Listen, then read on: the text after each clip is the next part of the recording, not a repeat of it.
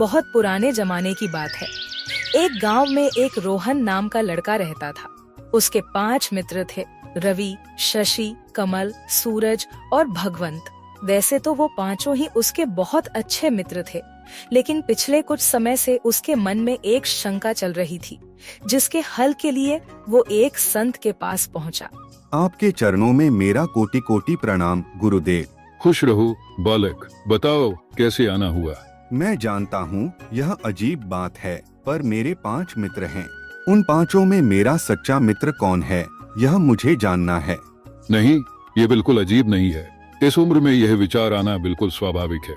चलो मैं तुम्हें कुछ बिंदु बताता हूँ, जिससे तुम पता लगा सकते हो कि तुम्हारा सच्चा मित्र कौन है। वह संत मोहन को 5 बिंदु बताते हैं, जिससे वह अपने सच्चे मित्र का पता लगा सकता है।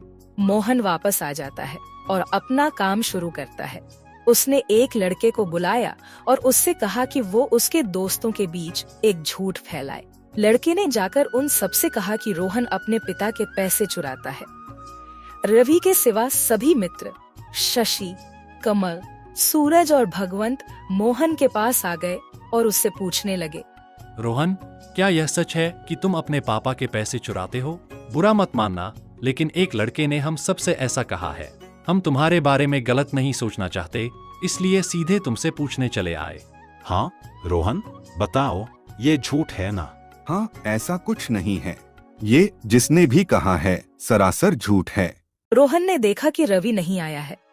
उसने सोचा कि रवि ने बिना पूछे ही उसके खिलाफ कही गई बात को मान लिया। उसे लगा कि शायद रवि उसका सच्चा मित्र नहीं है, लेकिन उसे अभी अपने दोस्तों की और परीक्षा लेनी थी। एक दिन वह अपने 5 दोस्तों के साथ नदी के पास खेलने गया। उसे तैरना आता था, लेकिन वो उनकी परीक्षा लेने के लिए अचानक नदी में गिरकर डूबने का नाटक करने लगा। चलो आज पता चलता है कि कौन मेरा सच्चा मित्र है। बचाओ बचाओ। अरे, रोहन तो डूब रहा है, जल्दी हमें उसे बचाना होगा।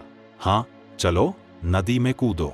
रवि, कमल, सूरज और भगवंत सभी नदी में कूद पड़े और रोहन को बचाने की कोशिश करने लगे, लेकिन शशि ने नदी में कूदने की कोई कोशिश नहीं की। शशि क्यों नहीं आ रहा? क्या उसे मेरी परवाह नहीं है? रोहन को शशि का यह रवैया बहुत बुरा लगा। उसने सोचा कि शायद शशि उसकी परवाह नहीं करता और उसे सच्चे मित्र की तरह नहीं मानता। कल रवि और आज शशि हद हो गई। जिन्हें मैंने अपना सबसे अच्छा मित्र समझा, वही मेरे सच्चे मित्र नहीं हैं। फिलहाल असली दोस्तों की पहचान करने के लिए अगला पड़ाव था उनसे 500 सिक्के उधार मांगना। मुझे 500 सिक्के उधार चाहिए, क्या तुम मेरी मदद कर सकते हो? बिल्कुल रोहन, तुम्हें जितनी भी जरूरत हो ले लो। रवि ने बिना किसी सवाल के 500 सिक्के रोहन को दे दिए। रोहन ने रवि का धन्यवाद किया और आगे बढ़ गया।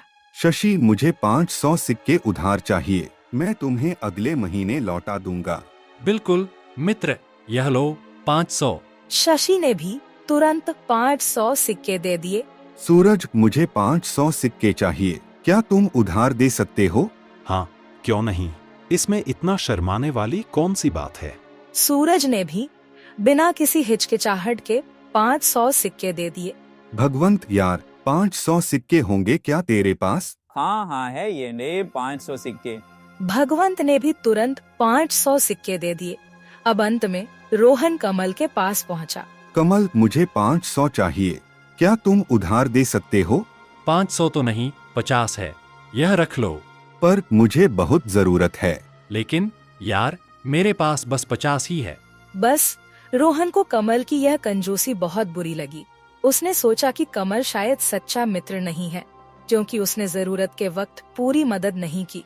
अब सच्चे मित्र की अगली परीक्षा के लिए उसने एक लड़के से कहा कि वह उसके दोस्तों तक उसकी झूठी दुर्घटना की खबर पहुंचाए। लड़के ने ऐसा ही किया। रोहन, क्या हुआ? तुम ठीक तो हो? हमने सुना कि तुम सीढ़ियों से गिर पड़े। कैसे हो तुम? तुम्हें कुछ ज्यादा चोट तो नहीं आई? भगवान करे तुम जल्दी ठीक हो जाओ यार। सूरज कहाँ है? क्या उसे मेरी हालत के बारे में नहीं पता चला? पता नहीं रोहन, हम भी सूरज को ढूंढ रहे थे, लेकिन वो कहीं नहीं मिला। रोहन को यह बहुत बुरा लगा कि सूरज उसकी इतनी गंभीर स्थिति में भी मिलने नहीं आया। वह बहुत परेशान था कि उसका हर एक मित्र एक परीक्षा में उत्तीर्ण नहीं हो रहा है। आखिरकार कुछ दिन बाद रोहन ने संत द्वारा बताए 5वें और अंतिम बिंदु पर काम किया। तुम्हारा सच्चा मित्र कौन है? रोहन, तुम मुझ पर भरोसा कर सकते हो। मैं किसी से कुछ नहीं कहूँगा। शशि, मैंने एक दुकान से कुछ सामान चुरा लिया। यार, मुझे बहुत बुरा लग रहा है, पर यह किसी को बताना मत। तुम निश्चिंत रहो रोहन, मैं इसे किसी से नहीं कहूँगा। कमल, यह बात किसी को बताना मत, पर पता है मैं ना रात को सोते हुए बिस्तर गीला कर देता हूँ। मुझे यह बीमारी है। रोहन, तुम मुझ पर भरोसा कर सकते हो। मैं किसी से कुछ नहीं कहूँगा, पर इसका इलाज करवाओ। एक राज की बात बताऊं, मेरा असली नाम नामंगल है, पर यह सिर्फ तुम्हारे और मेरे बीच रहनी चाहिए। तुम निश्चिंत रहो रोहन, मैं किसी को नहीं बताऊंगा। मेरा मतलब मंगल। भगवंत, मैं तुम्हें अपना एक राज बताता हूँ, किसी से कहना मत। दरअसल मेरी माँ सौतेली है। अरे रोहन, ऐसा कैसे हो सकता है भाई? तुमने आज से पहले तो ऐसा कुछ नहीं बताया, पर चलो तुम मुझ पर भरोसा कर सकते हो। मैं किसी से कुछ नहीं कहूँगा। कुछ दिन बाद रोहन जब रास्ते से जा रहा था तो उसे एक लड़का मिला और वह बोला, क्या बात है रोहन, सुना है तुम्हारी माँ सौतेली है। रोहन को बहुत बुरा लगा और उसे समझ आ गया कि भगवंत ने उसका राज खोल दिया। संत के बताए 5 बिंदु पूरे हो चुके थे, पर उसके कुछ समझ में नहीं आया कि उसका सच्चा मित्र कौन है। इसलिए वो संत के पास पहुंचा और उन्हें पूरी बात बताई। आपके चरणों में मेरा कोटि कोटि प्रणाम। मैंने आपके बताए 5 बिंदुओं का पालन किया और अपने दोस्तों की परीक्षा ली, लेकिन हर एक परीक्षा में एक मित्र अनुत्तीर्ण हुआ। अब मैं कैसे पता लगाऊं कि मेरा सच्चा मित्र कौन है? कुछ समझ में नहीं आ रहा। संत कुछ बोल पाते उससे पहले ही रोहन के सभी मित्र वहां आ पहुंचे। हम बताते हैं कि सच्चा मित्र कौन है। अरे, तुम सब यहाँ कैसे? हमें लग ही रहा था कि कुछ गड़बड़ है, इसीलिए हमने तुम्हारा पीछा किया। अब हम तुम्हारे मन की सारी शंकाएं दूर कर देंगे। अब वो लोग बताना शुरू करते हैं। रोहन, जब उस लड़के ने बताया कि तुम अपने पिताजी के पैसे चुराते हो, तो मैंने तुमसे आकर इसलिए नहीं पूछा क्योंकि मुझे यकीन है कि तुम ऐसा कर ही नहीं सकते, तो पूछकर तुम पर शक क्यों करूं? रोहन यह सुनकर शर्मिंदा हो गया। अब शशि ने रोहन से कहा, रोहन, मैं तुम्हें बचाने के लिए नदी में नहीं कूद पाया क्योंकि मुझे तैरना ही नहीं आता। अगर मैं कूदता तो हम दोनों ही डूब जाते। यार, मुझे माफ कर दो शशि, मुझे यह बात नहीं पता थी। मैंने बिना सोचे समझे तुम्हें गलत समझ लिया यार। इसके बाद कमल ने मोहन को अपनी स्थिति समझाई। रोहन, मैं तुम्हें 500 सिक्के नहीं दे सका क्योंकि मेरे पास सिर्फ 50 ही थे। यह सब अमीर हैं, पर मैं गरीब हूँ यार। इन्होंने अपनी संपत्ति का एक छोटा हिस्सा दिया, लेकिन मैंने तो अपनी पूरी पूंजी दे दी। अब मुझे माफ कर दो कमल, ये बात तो मुझे पता होनी चाहिए थी। और तभी इतने में सूरज बोला, रोहन, जब तुमने झूठी दुर्घटना वाली परीक्षा ली थी, उसी समय मैं इस सच्ची दुर्घटना का शिकार हुआ था। एक सांड ने मेरे पेट में सींग मार दिया। मैं कुछ दिन उठ नहीं पाया और इलाज के लिए मेरे माता पिता मुझे दूसरे गांव ले गए थे। हे भगवान, तुमने मुझे बाद में बताया क्यों नहीं? कोई बात नहीं रोहन, मैंने बस सोचा कि क्यों अपना दुख बताकर तुम्हारा दुख बढ़ाऊं। रोहन ने सूरज से माफी मांगी और तभी भगवंत एक लड़के को सामने लाया। रोहन, ये वही लड़का है जिसने तुम्हारा राज सुना था। मुझे माफ कर दो यार, मैंने भगवंत और तुम्हारी बातें गलती से सुन ली थी। भगवंत ने मुझे कुछ नहीं बताया था। अपने हिस्से की सच्चाई बताकर रोहन के सभी मित्र अपनी नाराजगी जाहिर करने लगे। रोहन, क्या तुम्हें हम पर भरोसा नहीं था? तुमने हमारी मित्रता पर शक क्यों किया? क्या तुमने कभी सोचा कि हमारे पास भी अपनी अपनी समस्याएं हो सकती हैं? मैंने तैरना नहीं सीखा तो क्या मैं मित्रता के लायक नहीं हूँ? मैंने अपनी पूरी पूंजी तुम्हें दे दी, फिर भी तुम्हें मेरी नियत पर शक हुआ।